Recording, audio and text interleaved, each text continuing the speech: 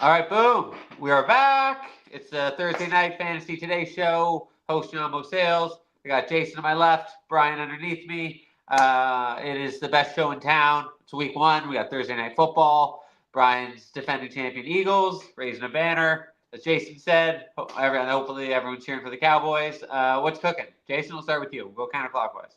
Oh, man, good to be back. Football season, for the real thing, is finally here. No more preseason, no more fretting about guys in training camp and depth charts. It's go time. Let's get it.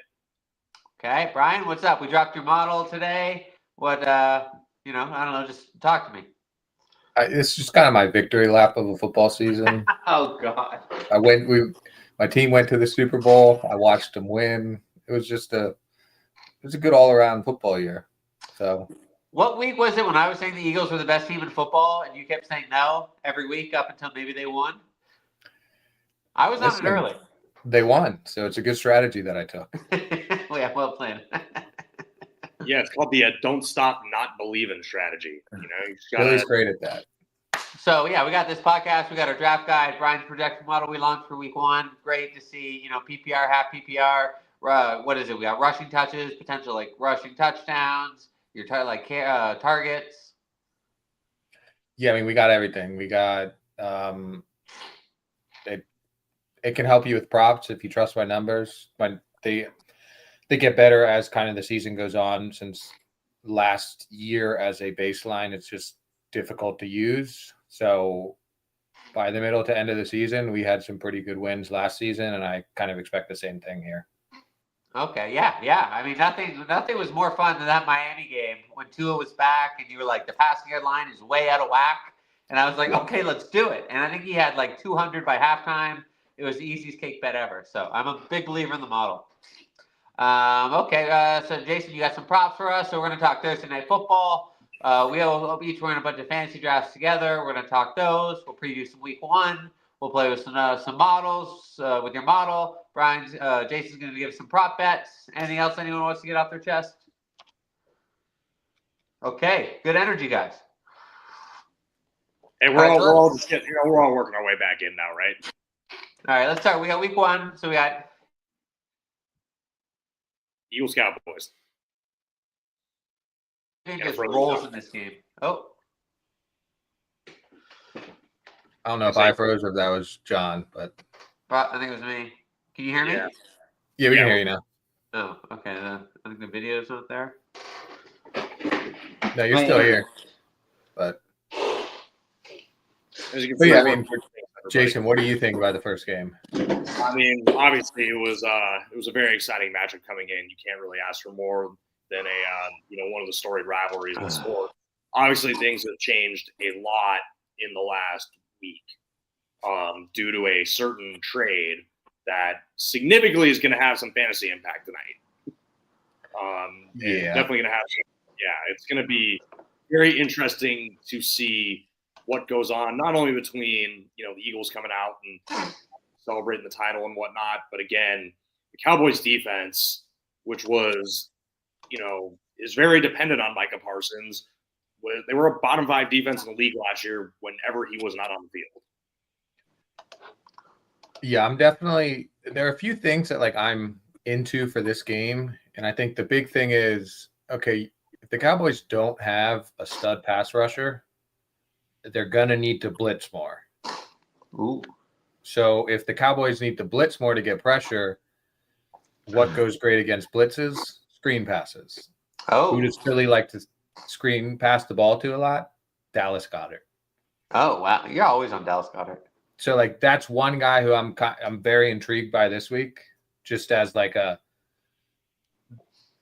Cowboys didn't know until, or I don't think the Cowboys knew until a week and a half, maybe at the most ago, that they weren't having Micah. So game plan's going to be different. I mean, they could be super pumped up to prove that they don't need him. We'll see. But Dallas Goedert, over receptions is one that I'm definitely into for this game. I don't even know the number, but I'm assuming that I will be over it. 3.5. Yeah, I will be over that. I like that. That makes sense. I think Jake Ferguson always goes over in against Philly too. So maybe it's a tight end game, but So I'm just trying to get this back. I don't know. I guess it's just off my phone. I don't know what's going on. Anyways, but so yeah, it's like an 8-point spread. Philly usually rolls, but also in week 1, division dogs cover a lot. So there's a bunch of little alternating theories, but realistically, Dallas was I think 30th EPA against the run. Philly's probably 1 or 2. They're going to run it. Like Saquon's line's 95.5. I mean, could they put it high enough? Yeah, I mean, I have him at 113 almost. Oh, nice. Okay, 113. How many carries? Because is there a chance week 1 maybe they like this game's in the bag? Maybe they'll alternate, put Shipley in like every other series, like maybe give him 16 carries. I have him at almost 20, and that is kind of what I worry about is if they get to a big lead, like I don't know, they put so many touches on him last year, and yeah, exactly. That like maybe they try to kind of split the carries, and get Shipley into the offense, and even just like I feel like AJ Dillon is almost like their like it's like the pitcher in baseball that only goes in when it's a blowout just to take carries, and I feel like that's AJ Dillon for this team. Or he's the left fielder that goes in to throw. Yeah, where it's just like there will be games where he has 5 to 8 carries just because there's no need in Saquon getting hurt. But yeah, that's kind of what I worry about with the rush yard total is. But I mean, he went off last year with all these big runs, so maybe he can get it in less than 20 carries. Yeah, and also if they go up big, I mean, it's likely from a big Saquon run. Yeah.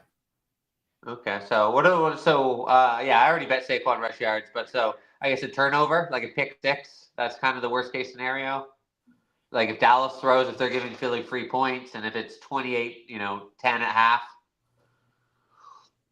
maybe Saquon's not playing the fourth quarter. Yeah. I mean, that's kind of it. And you can expect them to at least, like, they're going to run the ball a bunch in the third quarter just to kind of kill the clock because that's what they did. At the end of last season, they didn't throw the ball much. I mean, they have a tougher schedule this year, so maybe they'll need to. But at the end of last season, it was just the defense dominating and then them running the ball out. So, yeah, what was it that Arizona game? I think they got the ball at the start of the fourth, and they used one drive and killed the whole quarter. Yeah. So let's just talk a little roster stuff. So Jason, some of the moves in the offseason, I know this is probably more Brian's thing as a Philly, but they lost some of their secondary, right? CJ Gardner-Johnson's gone. Darius Slay's gone. Yeah, so it's the Cooper DeJean and Quinyon Mitchell show now officially. I had those guys. They got both those guys early in last year's draft. They proved to be very viable players. Now they just take over as the guys on the outside for Philly. I mean, they're obviously pretty capable. DeJean had a fantastic Super Bowl, and Mitchell, he didn't get the gaudy, praise or have the glory plays that DeJean had, but he was still solid. He was still very big in helping shut down that Chiefs passing game, along with Philly's pass rush. And then Dallas, right, brings in Pickens. Who's a believer in Pickens? Anyone other than me? Hands up. Oh no, I'm a Pickens guy. Okay, yeah, there you go. 2 versus 1. Second, Brian. When Pickens is a wide receiver too, yeah, it's perfect spot for him. He obviously struggled as wide receiver 1 last year, but there was also, I think there was a lot of issues with the quarterback instability in Pittsburgh and all that. I think that kind of caused some problems as well. I think with a known guy and a guy who's not getting replaced anytime soon in Dak, I think he and Pickens will figure it out. Yeah. Oh, Brian, go ahead.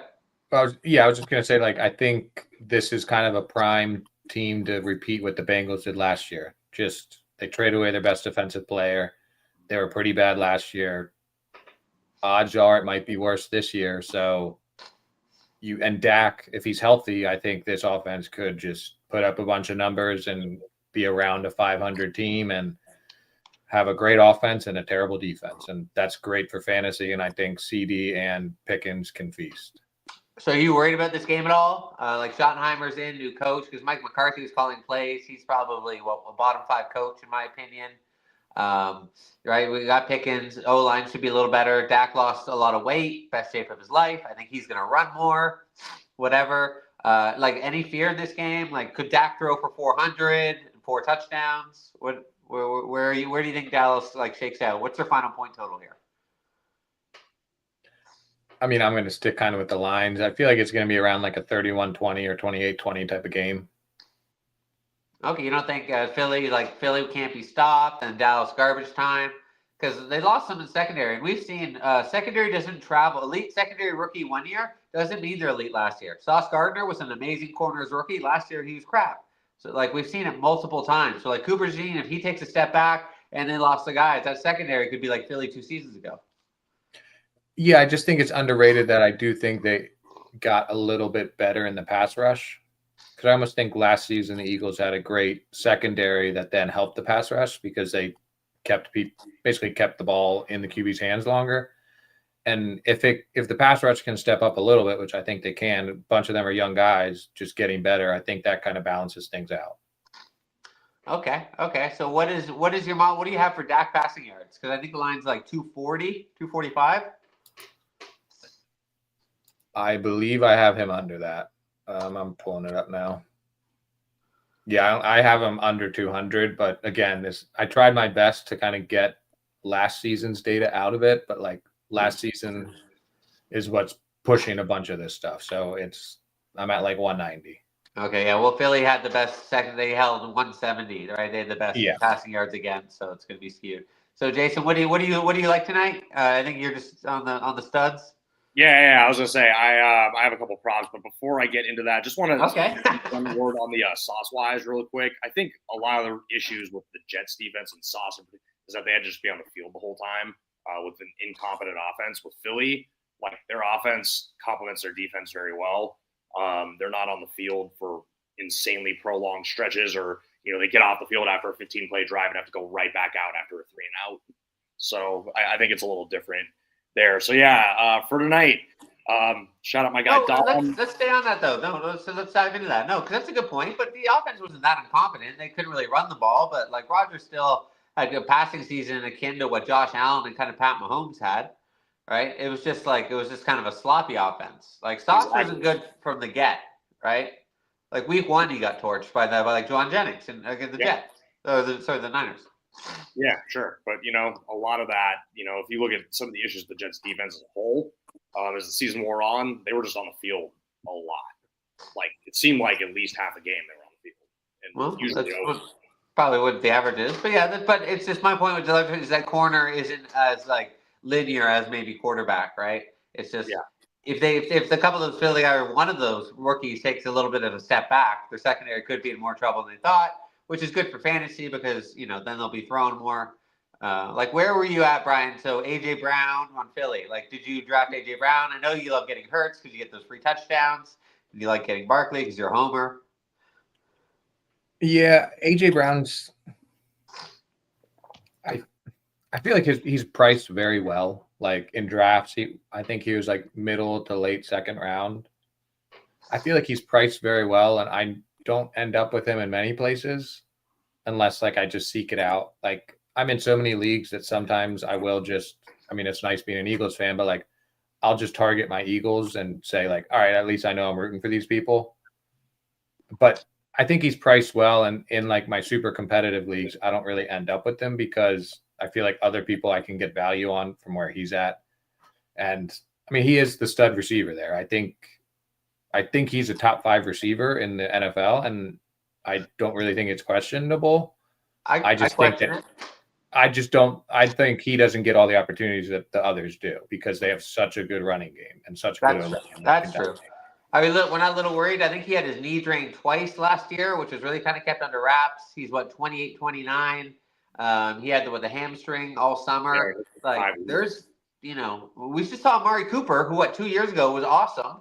Last year was crap, and now he retired. He's 29. I mean, sometimes it can come fast.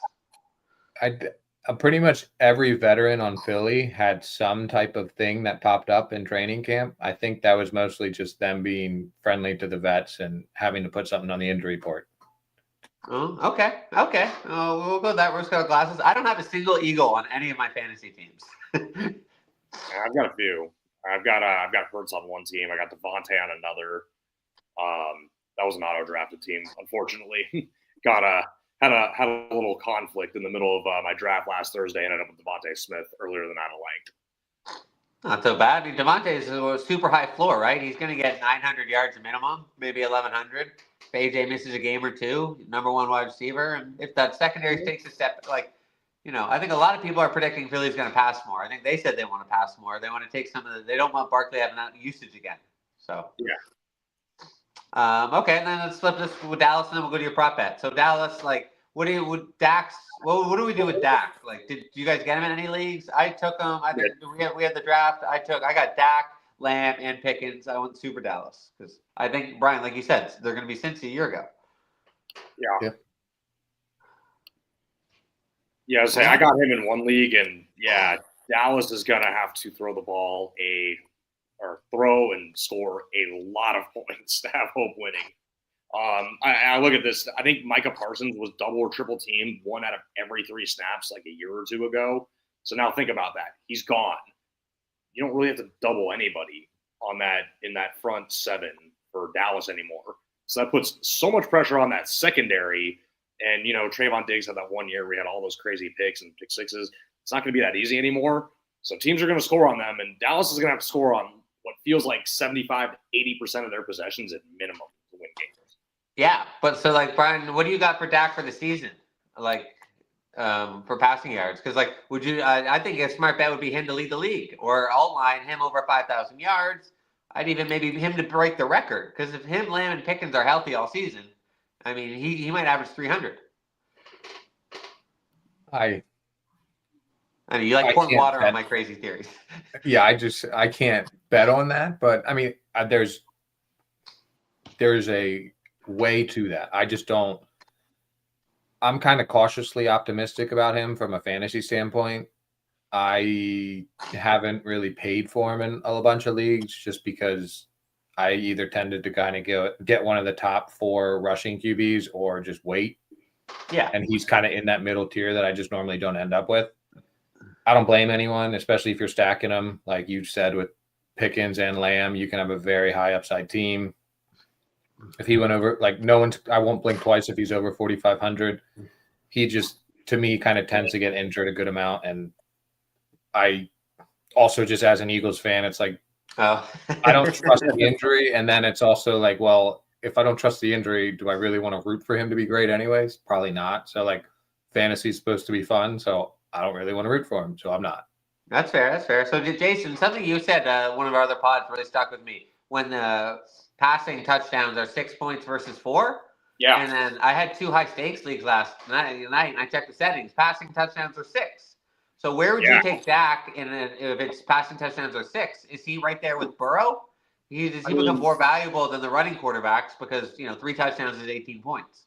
He becomes just as valuable, but there's no point in taking him if everybody's just going to continue to pass on him anyway. You can just get him at where he's been going, which is 9th and 10th round value, which is insane for a guy 2 years ago who was a top 5 finisher in the MVP voting. And it was a top 5 fantasy quarterback. Yeah, and he was one of the top fantasy quarterbacks in the league along with Brock and Josh Allen. And now added Pickens. Okay, so let's talk. Oh, go ahead. There's no point in reaching for him if people are just going to pass on him, think, oh, he's washed and he's cooked. Just keep waiting, and then you get him 9th or 10th round. It's an absolute steal.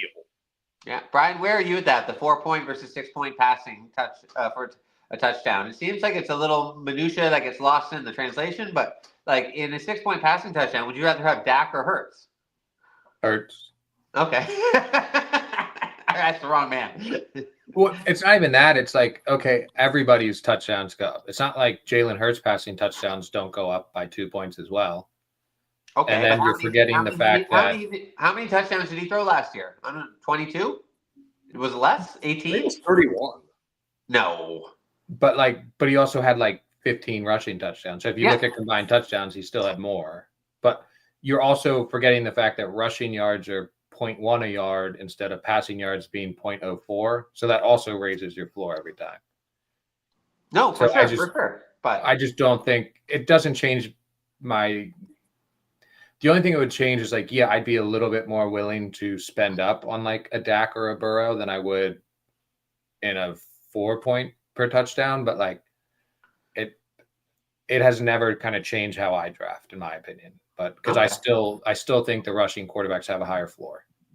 Yeah, that's probably true. It was just weird to. And I went in. I always wait on QB, but I was like, I went and got Baker and I got Dak because I was like, if they throw 40 touchdowns, it's just I kept doing the math. If you throw 4 touchdowns in a game, 24, it's an easy way to get 35, 40 points. It adds up.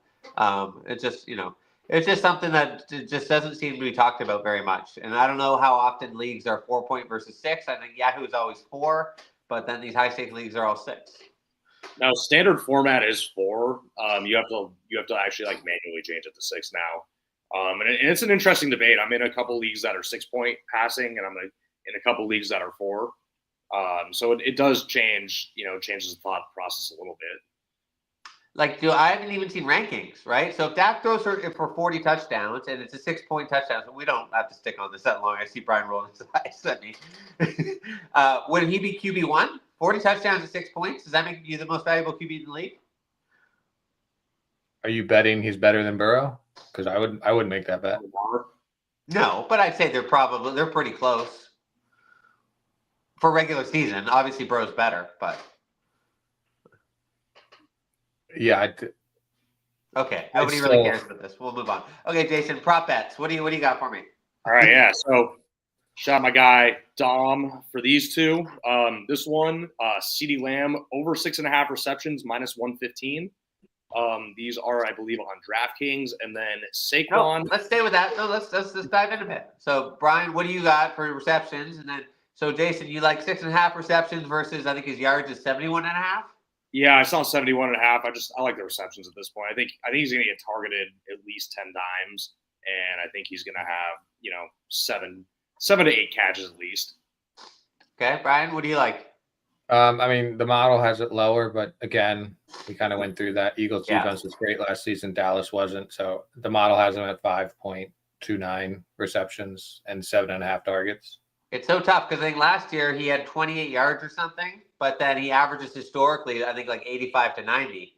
But it's also, I think he was probably playing without Dak last year. And then obviously the secondary was pretty terrible before. So which Lamb are we getting? I think, right, Brian, would you say they're going to hyper-target him, especially if it's garbage time? If it's 30-16, 3 minutes left in the third, he's getting probably 10 targets the rest of the way.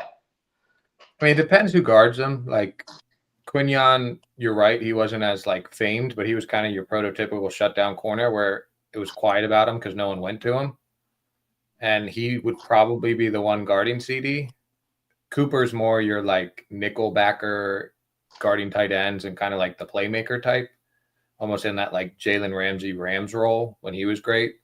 I'm not saying Cooper is that level, but I would almost be a bit more. I'm not saying Pickens will be better, but I like the Pickens numbers better than I'd like CeeDee in this game. Okay. Because the Eagles QB2 is a big question. Okay. Oh, that's interesting. Or not QB, CB2, cornerback. Yeah, I got it. So, Jason, where are you at with elite corners versus elite wide receivers? I'm kind of I don't care who you put on a Justin Jefferson, CeeDee Lamb. You can't shut them down. Yeah, I'm saying they're gonna get theirs. Is kind of my thing. It's kind of like guarding Kobe Bryant or LeBron. They're gonna score. They're gonna get their points no matter what. They're gonna get theirs no matter what. But you just gotta contain them.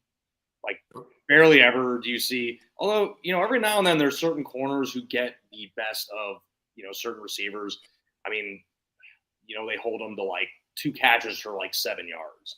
But I don't see that tonight. I don't think DeJean or Quinyon Mitchell does that to CeeDee Lamb. I think Lamb's got enough. Lamb's kind of in a prove it year himself too after the holdout and everything last year and the contract stuff. He wants to get going on the right foot, and I think he's just going to have a decent. I think he's going to have a really good game tonight. Statistically, I don't know if it'll help the team very much, but it'll so when betting on a wide receiver for fantasy, do you like this situation where it's a really good secondary in a big game, but on the road as a dog, so they'll be passing? Or would you rather they're at home playing Jacksonville when they're favored by 8 and they're going to win by 2 touchdowns and put up 35, but they might be running the ball late in the game?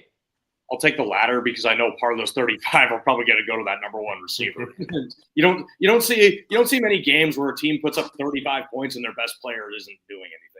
Unless they got hurt. Okay, Brian, you it's because especially with these elite guys, they can raise their level. So it's usually, like, is there a chance Lamb goes for like 180 and 3 touchdowns tonight?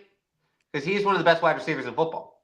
Yeah, there's a chance. I do think like in the current like game setup, or CD could see a bunch of like, I don't know, if the Eagles are up by 15 or 20 in the fourth quarter, they're just kind of going to play sagging off. So you'll have all of your CD 7-yard catches for, I don't know, 7 10 yards. receptions, 180 yards, maybe a touchdown earlier in the game. And like, sure, but like, was it useful? No. Yeah, So like, that's I hollow. still Yeah, think yeah. it doesn't You know, really it's matter. not- Like, betting. stud's a They don't stud. You're ask never how. not starting CD. No, obviously you're starting CD, but I'm saying managing expectations versus Yeah. betting. Like, remember, was it week 1? Who were the Packers playing? Was it Packers? Justin in Minnesota, right? Justin Jefferson 2 years ago. He dropped like 180, and there's plays where like they weren't even covering him. He'd be wide open, and he just destroyed them. And it's not like the Minnesota Packers. It's not like the Packers didn't know that Justin Jefferson was amazing, right? So I remember that game fondly because I was going against him in my big money league in that game. Yeah, my matchup was cooked after that. yeah. Oh yeah. So there was that. But I mean, when it comes to fantasy and betting, like they don't ask how, they just ask how many. So it doesn't matter how CD gets there. It just matters that he gets there. No, of course. I bet his yards because I just think he's going to get at least one, probably 30 yards. Right for the catches, it's really you need those wide receiver screens where you get tackled for 2 yards. That's kind of where you make your hay. But I think they'll be throwing a little bit more downfield to Lamb. Okay, move on. So Saquon. Yeah, Saquon over 100 yards plus 110 rushing, 100 yards rushing plus 110. Okay, so Brian, how does he not hit this? Like, because there's no way the Dallas defense stops him, right? There's no way he does 20 carries for 68 yards, right? Essentially, I mean, it just depends. Like, is Dallas going to load the box, and is it a pass heavy approach? Like, I think the Eagles kind of showed last year they're willing to win, however is easiest for them. Last year, the easiest way was they had a loaded O-line and they just manhandled. If people are just going to crowd the box and stop Saquon, then like you have 2 great wide receivers to throw the ball to. So if I'm playing devil's advocate, it's just, okay, maybe the Cowboys don't want to get lit up on the ground. So like who would you rather have beat you, Jalen Hurts or Saquon? I feel like people are going to kind of lean to Hurts because he's not as elite of a player as Saquon. Sure, that makes sense. That's like with the whole Lamar Jackson, Derrick Henry when they run the option, right? Yeah. I remember Pittsburgh would say, "We will not let Lamar hold it." So then Derrick Henry's like, "Okay, choo-choo train," right? So it's you're damned if you do, damned if you don't. But I mean, I feel like if Dallas thought they could stop the run, they would have tried last year, right? Like I don't know. They're just sometimes the teams they're just screwed. Well, I don't know. What about alt lines for this Saquon? Like, would you take 2 touchdowns, 150 yards, Jason? That's a little rich for me. Yeah, I almost never bet Saquon touchdowns just because he can get the tush push can just frustrate you beyond any means. If you bet that, if you bet a Saquon touchdown, he gets stopped at the 1 and then Hurts gets pushed in. And he had no problem just sitting down. He did that a couple times last year, right? Yeah. Yeah. What would be really interesting is if this thing ever gets banned, what happens to Jalen Hurts' fantasy value? Brian will still draft him. He's like, it didn't change. He's still draftable, but not anywhere near where he goes right now. Do you really think he wouldn't be the best at the Tom Brady QB sneak too? Oh yeah, the jump it over and whatnot. Instead of 90%, it's 85. Like I don't think it stops that much. I think it hurts a little bit and enough to think. I mean, Josh Allen's running it in, and he didn't even do the tush push. I'm just saying, like, when you got an elite guy who wants to score, he's going to find a way to score. Yeah. Or maybe throw it, but yeah. Say if Saquon would be the biggest winner. Okay, anything more in this game, and we'll kind of just move on to week 1. Oh, sorry. Yes. I do have one more that I found on the Athletics, so this one's going to be through BetMGM. Same game parlay. Odds on this one plus 130. Jalen Hurts anytime touchdown. Okay. George Pickens over 25.5 receiving yards, and Dak over 200 passing yards. Okay, that seems pretty safe. Yeah, seems like a pretty safe bet. I would plus 132. That's pretty good value. So I like. I don't like picking 3 things that have to happen, and I'm only getting plus 130. But that one bomb to Pickens, and then that almost hits 2 of them. But yeah. Okay. Any guys that you're not starting in fantasy or like other than the studs? Like, is anyone starting any Dallas running backs? Like, would you guys Javonte Williams? It would have to be what, a 20-team league? Well, if I had to, I would, but I unfortunately don't have that problem, so I'm not starting anyone. I mean, I'm in too many leagues this year, so I'm starting Javonte in one. Okay. But I'm starting him in this is my first time doing an elimination league where there's 18 teams and each week you get one team is eliminated. And so you're going to get eliminated if you're starting him. Well, I went super safe. It's like I know that Javonte Williams week 1 is the starter. Okay. And I drafted Lamar Jackson first round because I know that the floor of my team, if I have Lamar Jackson, is way higher than anything else. So I went with very safe players. And in that league, I'm starting Javonte just because, I mean, it's 18 team, so it's deeper. And he has a safe work share that I can trust for week 1. And I'm not going to get screwed that I play a rookie and he's currently 3rd on the depth chart, but by the end of the season, it will be a stud. Like, I just didn't really go for that upside. Okay, but Javonte's going to have, honestly, if I bet your life, more than 20 rushing yards. Over 20? No. But I'm a little scared. I'd be a little scared to be like, yeah, he's definitely going to do that. So yeah. But he could have some dump offs. Like, he wasn't terrible. Yeah, checkdowns. Yeah, he might get some checkdowns. But if I had to give you all of Javonte rushing yards in this game, or you get the first 3 Saquon rushing attempts, who's going to have more rushing yards? I don't know. Philly's about to be wild tonight. So anyone you're starting outside the top of like Jadon Blue, when you guys want to take a flyer on him? Will Shipley, maybe if you think it's a blowout. Jahan Dotson, they said they're going to get more involved.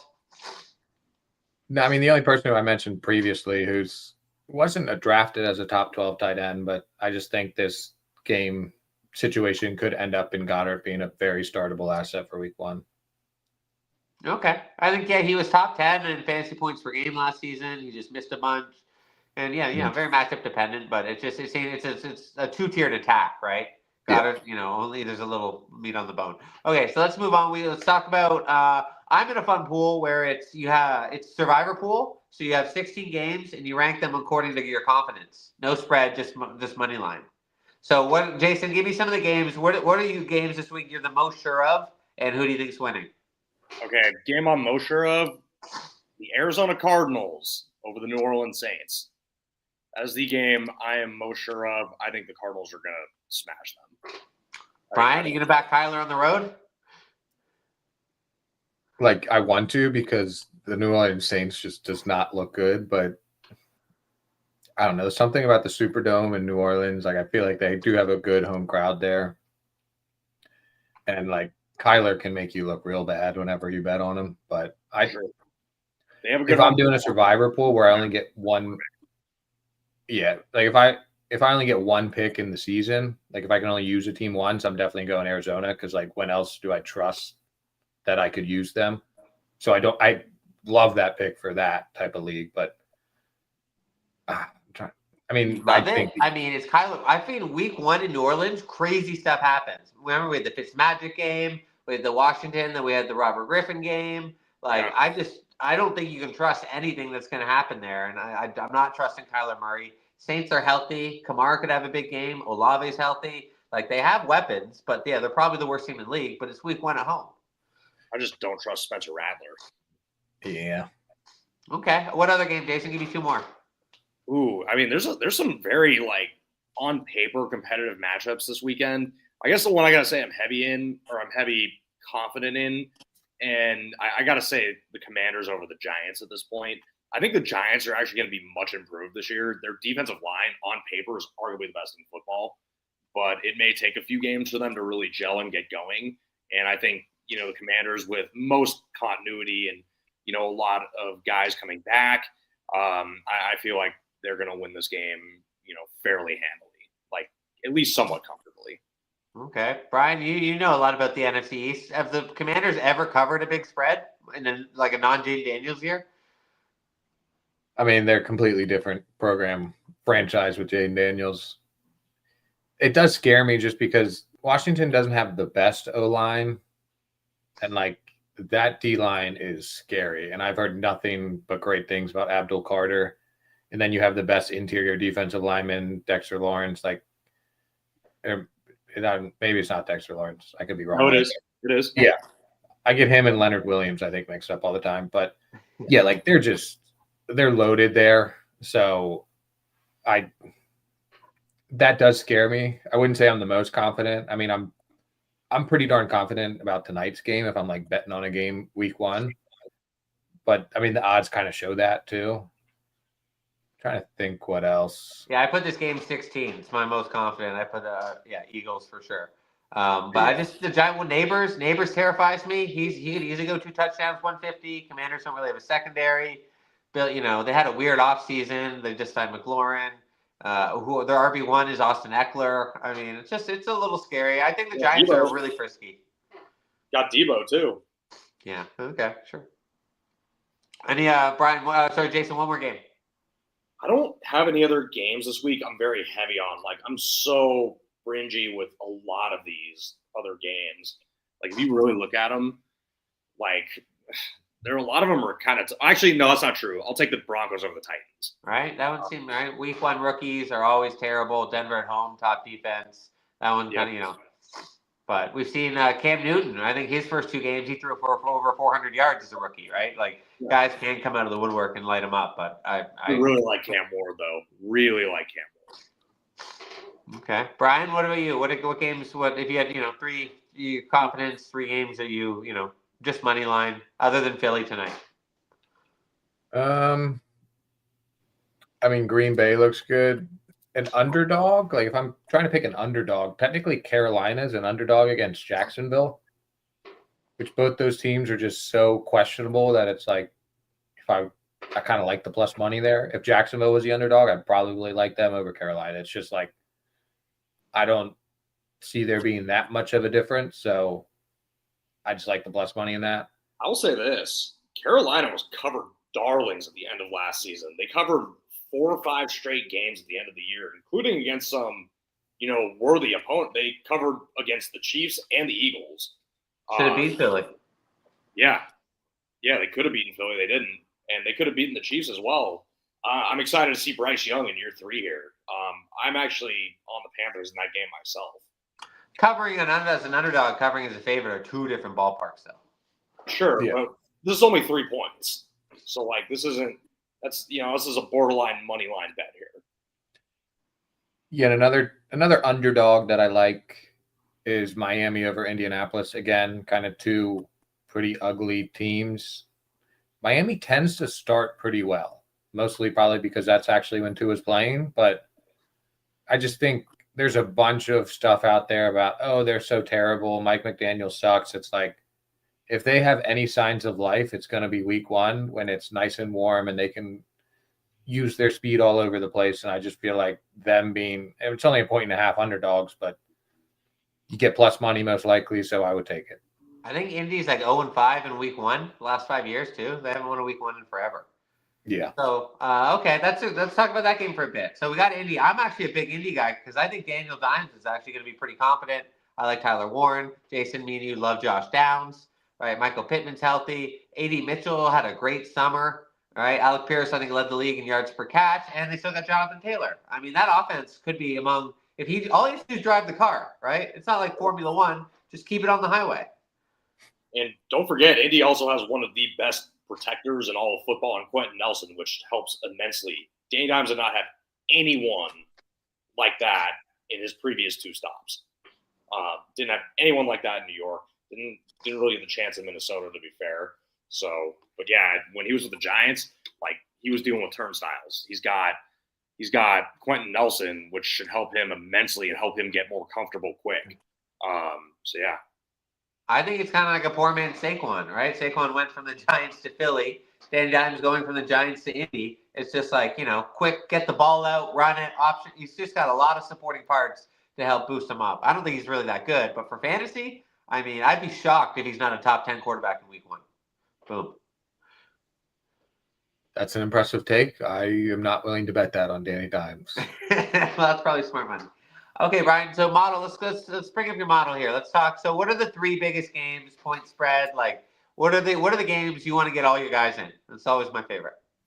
I mean, it's kind of like Buffalo, Baltimore is the big one. So the issue there is like Two elite defenses. not even that. I mean, their over under is like 50 something. The issue Oh, is really? like who are the receivers to pick for each team? Like he has Zay Flowers, he's kind of your like PPR guy. But like, is Khalil Shakir the one? Is Keon Coleman the one? Is Josh Palmer? Like, what am I doing there? Some guy who like in super deep leagues I've started to draft, and I even got him in a bunch of best ball leagues in the last pick of not every, but I got him in the last pick of a bunch of drafts is Ty Johnson. Yeah. Okay. He was their third down back. So if it's a high scoring game and they need that kind of pass offense in, I just think he has a good opportunity to have way more snaps than people expect, even given James Cook and Ray Davis are in there.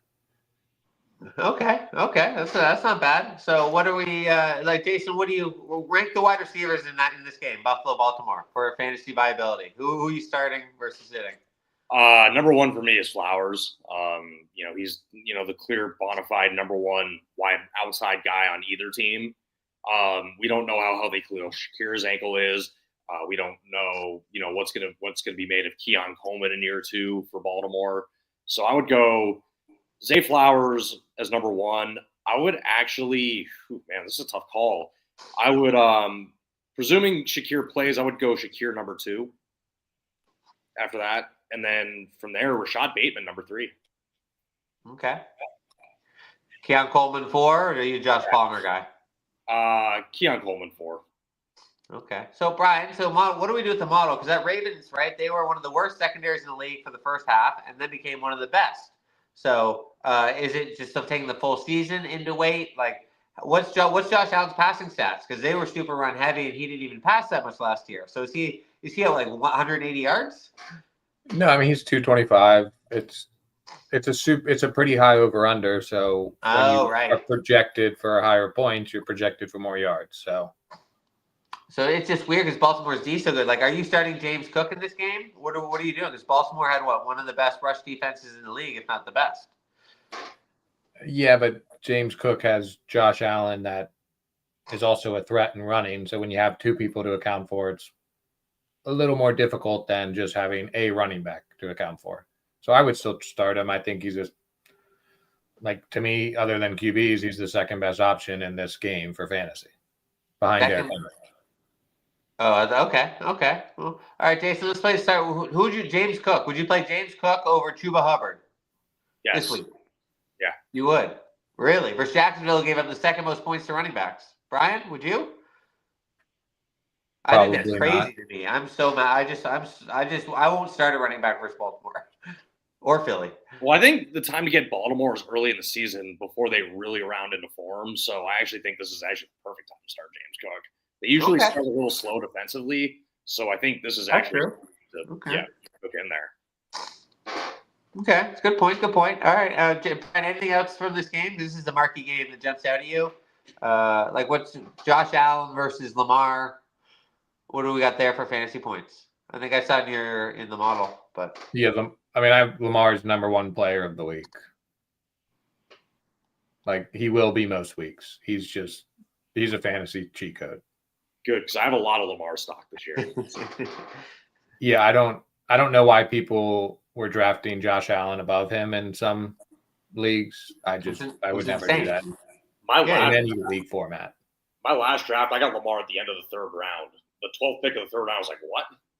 Yeah, no. I was like, all right. Yeah, I'd take him there too. Okay, let's go to another high total game. Let's see what else we got. Atlanta, Tampa. That's a fun one. Yeah, those were two very high scoring affairs last year. That one could be very, very fun again. It's only 47.5. I mean, they played a couple of thrillers last year. I think both those games went over 60, if I'm not mistaken. Was that the Kirk Cousins 500-yard game? Yeah, one of them. Yeah, the first one was the overtime game. And Drake London had a monster night that night too. And Yeah, that was the game where I think Atlanta just got that last-second field goal off just to even get it there, and then they ended up winning. Yeah, I think it was Thursday Night Football. I was drinking at a bar. Yeah, it was. It was Thursday Night Football. Okay, but Jason, let's talk this. So Atlanta, Tampa. So like Ibuka, would you be starting him over anyone in that Buffalo Baltimore game? I like to take chances week one. So in this case, I actually would. I would start him over anybody but Zay Flowers. Really, just give it a shot and see what happens. Okay, and then obviously Drake London, super smash. Like Mike Evans. Would you play Mike Evans or Drake London if your wide receiver room was stacked? Can you play both? I'd actually go. I'd probably go London here just because of the target share is probably going to be higher. Okay. Brian, any? Yeah, I'm going London. What's his face? Penix, when he was playing at the end of last season, they were quite the pass-heavy team, and London kind of looked like he was about to have a full-on breakout. So they're a team that I have a good amount of best ball shares in. I wasn't paying up that much in redraft just because of it's not as safe, and I like to be a little safer with my redraft picks. I took Drake London everywhere and anywhere. I paid 44 for him in Superflex, and Justin Jefferson went for 46. So in hindsight, that probably wasn't the best value, but I absolutely love him. Let's look at your wide receivers for week one. Who's above Drake London? Who needs to get slapped? In total, I can figure that out. For week one, yeah. Chase, okay, sure. Puka, okay. London, that's 3. Okay, that seems reasonable. Yeah. I was going to say, what's interesting, though, about Chase, and, as great as he is, Bengals always struggle with the Browns. Oh, really? For whatever reason, they have not really been able to figure out the Browns. Probably because they can't block Myles Garrett. Yeah, well, not many people can. Well, I know they played them week 1 2 years ago, but it was a crazy rainstorm because I had Amari Cooper to get 50 yards for like $1,000, and I didn't check the weather the one time, and so they lost that. And then I don't know. I had to Chase snack that year and was very disappointed in that game. Okay, what about running back? So Brian Bijan lost. They lost their left tackle and somebody else. Would you downgrade the running game at all, or Bijan, or because he also got a crazy usage with Penix? Penix was like this crazy floor raiser, but maybe it was kind of like when Tua replacing the boogie, whatever the guy's name was. Fitzpatrick. No, the guy who was the Ravens backup before. Oh, I don't remember, but I mean, I have Bijan high because he is such a floor. Bijan's to me like the ultimate floor running back. He's going to get a bunch of touches in both rushing and passing. Like he's just the safest running back you could have gotten this year. Among them, yeah. Okay. Jason, so where are you with Atlanta? Do you have a lot of Atlanta shares? Because I got Darnell Mooney was practicing. Would you start him? I mean, yeah, he had a couple good games against the Bucs last year too, so I wouldn't hesitate. I wouldn't be afraid to start him. Yeah, in terms of Atlanta, a lot of Drake London stock, and I blame you a lot for that. Is he healthy? Is Darnell healthy? I don't know. He practiced lightly, probably play, but who knows, right? Yeah, I got a bunch of every league I got Darnell. I made sure I got Ray McLeod in the last week as well, just because. Sure. That wide receiver 2 role was pretty valuable for the Falcons in general last season. So if Ray's in that role, that's a low end flex play that is just somebody I can get at the end of drafts, which I tried to do. Yeah. Okay, so we got 49 minutes. We'll go for about 10 more minutes. Everyone, make sure the Sport Ethos, the draft guide, Brian's projection model is worth it alone. Jason's going to be doing our injury report, which in football is about the most important thing you can read.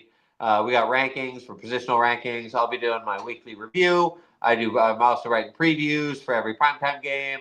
We got everything covered, right? Make sure you jump over to our YouTube channel, subscribe, give us a comment, tell us how much you hate the Eagles. And so somehow we've gone 50 minutes and Jason hasn't talked about the Niners once, which is the most impressive thing that's ever happened. So I'm going to open him up and let him talk a little Niners. in I was trying to Seattle. stay in market and on topic, and the Niners ain't playing tonight, so it makes no sense.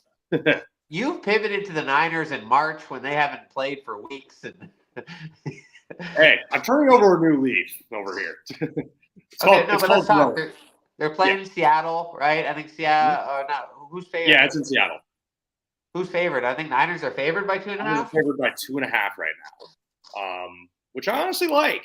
A lot of people are writing them off. They're healthy again offensively. Juwan Jennings came back to practice this week, and they got the contract stuff done, so he's going to go. Plus Pearsall, McCaffrey, Trent Williams. I'm feeling pretty good about the Niners. For this weekend. My face is frozen. A terrible face. So what are you worried about Seattle? Because they got their O line's terrible. So you think San Fran's going to blitz? Because we saw the book on Sam Darnold. You get in his face, he kind of panics, kind of like how Tua used to be or is now. Obviously you're starting JSN, but who are you starting from the Niners side? CMC for sure, Kittle for sure. What do we do with Pearsall Jennings? I'm gonna start Pearsall. I think he's the number one at this point, and I would go with Slick Rick. He's also the one who's practiced more than Juwan Jennings has in recent weeks. Jennings missed time with a calf injury. It was actually an injury plus the contract issue, which probably didn't help. But yeah, I'm going with Pearsall on the outside right now. He in that game, I would say JSN is receiver 1, Pearsall's 2, and Kupp is 3. Okay. Brian, what's the model say? Is CMC, is it just a monster game? How does that work with last year? Because he didn't score a single touchdown. Oh, this is good. I mean, CMC is CMC. Whenever he's healthy, he's an auto start and probably a top 5 option. It's just whether or not he's healthy. But how does your model account for him playing last year when he played a few games and he didn't score a touchdown versus 2 years ago when he scored a touchdown every game? His volume alone just – if any running back gets the volume he gets, they're going to be a top 10 running back. So it's more that. He rushes the ball over 50% and he gets over a 10% target share is being very, very conservative. It's normally above that. So any running back with over a 10% target share and over 50% rush share is going to be valuable in fantasy. Okay. I like using this Buffalo-Baltimore game as a kind of a Mendoza line. Would you start Pearsall over everyone in that Buffalo-Baltimore game? Everyone over Zay Flowers, yeah, with the exception of Zay Flowers. Okay, so not Pearsall over Flowers. Okay, and what about our Cup, Brian? I know you've been banging the Cooper Cup bandwagon pretty hard. Is he not anymore? Okay, I'm not even. I don't know. I could be wrong, but I'm more on Juwan, at least for the start of the season, than Pearsall. Because I kind of think, I almost feel like Pearsall has his own role, and Juwan with Ayuk out, I think almost kind of takes that role. So I'm more worried about, or not worried, but I just think Jennings, to me right now, I think Jennings is more the play. Jason, I would maybe trust a little bit more on his 49ers judgment, but I'm leaning Jennings. To me, it feels safer for week 1. Yeah, that first read share, just at 40%, always blew me away. But Seattle's secondary, we're actually, Kyle Sieber, we're going to get to your question in 1 second. They got Weatherspoon, who's elite. They took top 10 2 years ago. Jason, what do you think they do? Would they double Pearsall, double Kittle? Who's covering Kittle? Where do you have, is Kittle top 2 tight end this week, Brian? I think he's top 3, maybe 4. Jason, if you had to bet your life who has the big game for this Niners game, who are you picking? It's probably Kittle. Sure. I mean, Brock and Kittle, the Brock Kittle connection's been a pretty big thing and a pretty big talk of the Niner offseason. So I would go with Kittle. Because I had Brian on a couple weeks ago, and he said in his model it was only 2 elite tight ends, and one of them was not Kittle.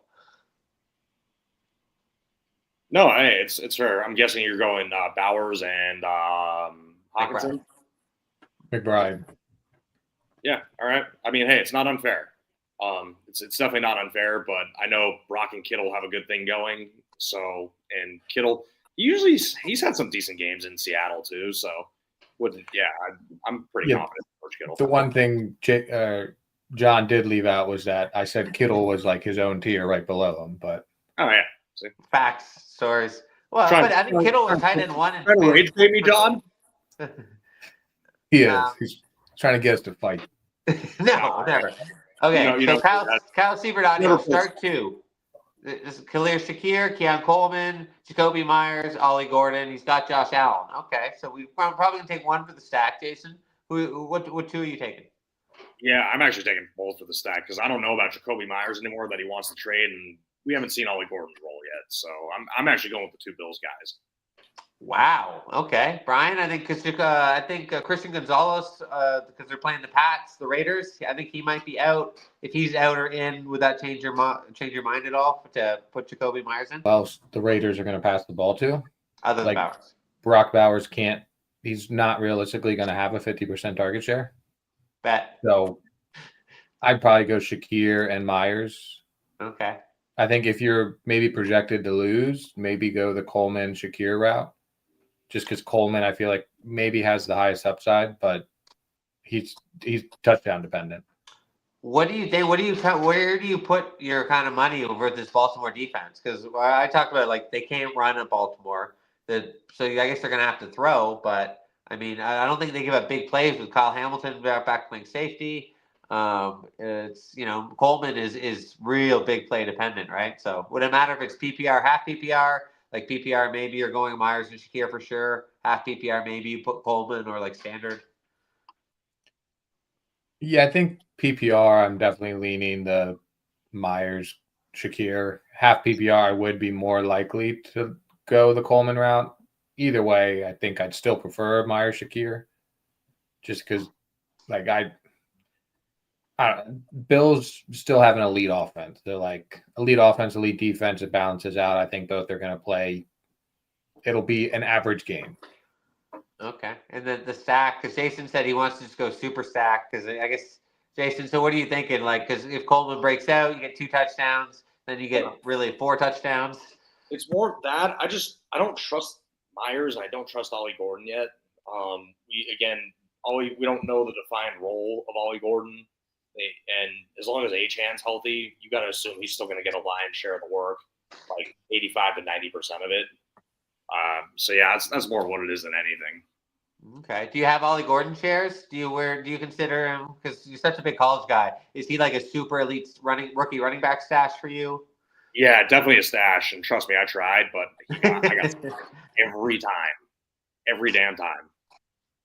Okay. All right. So I think we're both leaning. Everyone's saying start Shakir, and then it's Coleman, Myers. I would lean Myers. I would probably wait to see if Christian Gonzalez is out.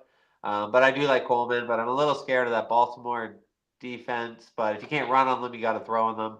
It's a weird game, but it's definitely the best game of the week, maybe of the year, of the season.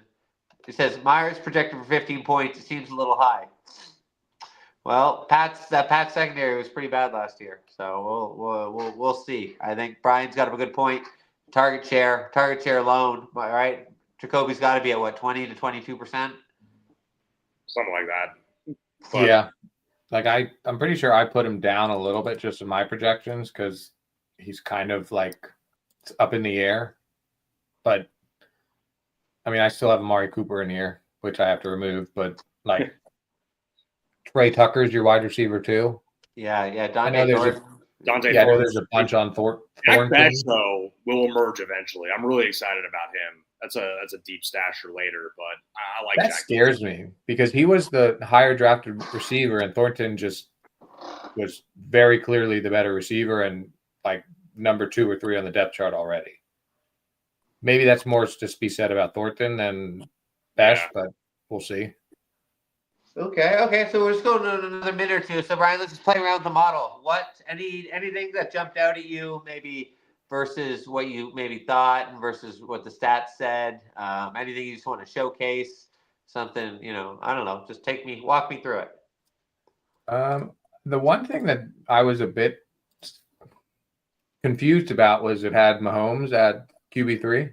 Oh, wow. Against the Chargers, who have a really good defense, like very good. It popped up. I was More than Josh Allen. Yeah, I mean it's not that much more, but But yeah, that's something I'm looking into. His passing yards were super high. Can you explain it? What? Because no Rasheed Rice, like, that does seem weird considering I think he was QB 13 last year and he's playing a really good defense and knows how to place him I mean, well. the math way to explain it is there's a pretty high over under. They're projected to get almost 25 points. So if you're projected to get almost 25 points, and then the Chargers had a pretty good defense last year. Yeah. So normally if you have a good defense, you have more yards allowed per point.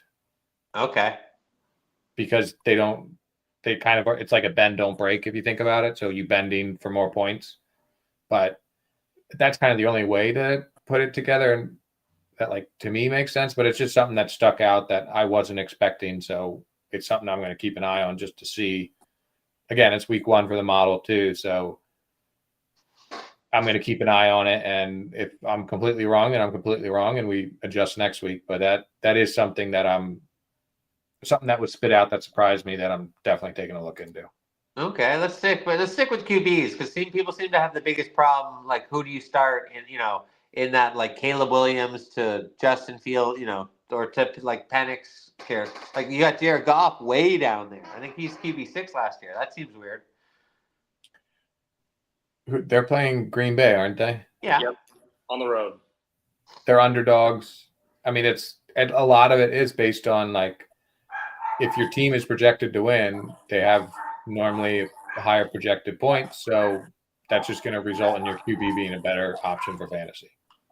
Okay. Where's Dak here? I mean, they're projected to lose, so he's down quite far. So doesn't that seem like a weird kind of discrepancy? You're projected to lose means they're going to pass more because you're playing catch up. So theoretically, that would be more passing yards, based on my understanding. They're projected only 20 points. Dallas is, so that means less touchdowns too. The main way you score in fantasy is touchdowns. I'll make you what sort of odds will you give me that Dak has a better game than Pat Mahomes? Better fantasy game. I mean, I'm not a bookmaker, but a better fantasy game, I would still lean Mahomes. Yeah, no, for sure. But I'm saying the model's got him third. Dak looks like 26. But yeah, I mean it's the defense, and it was last year's offense. So yeah, sure, no, sure. Anything else in this QB? Jason, look, anything jump out at you here? Like, look how high Drake May is. Yeah, I say I'm high on Drake May this weekend, and I'm starting him. And I have Dak in the league. I have Dak and CD in. I'm starting Drake May this weekend.